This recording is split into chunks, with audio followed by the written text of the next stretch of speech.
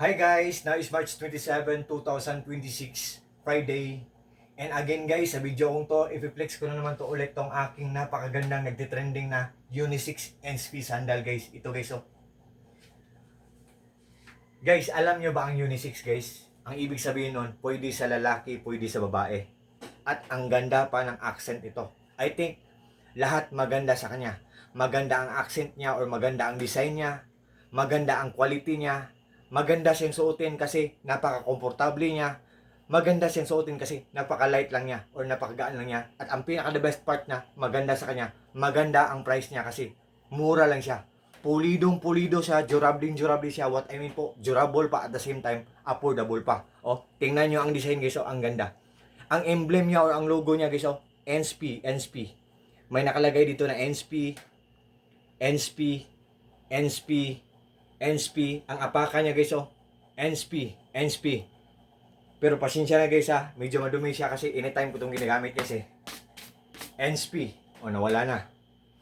Guys, komportable niyang suotin guys, oh. Ang gaan-gaan niya guys, oh. Kahit tiles kakapit siya guys, oh. Ang ganda, oh. Oh. Ang gaan lang.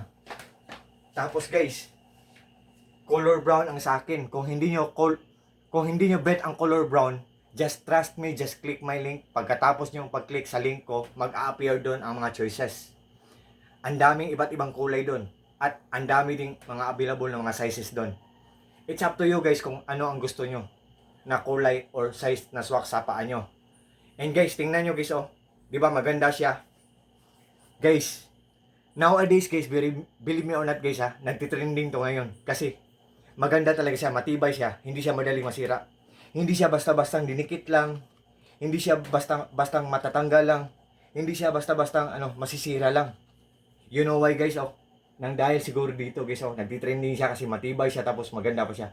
1, 2, 3, 4, 5, 6. Same din sa left side, 1, 2, 3, 4, 5, 6. Diba?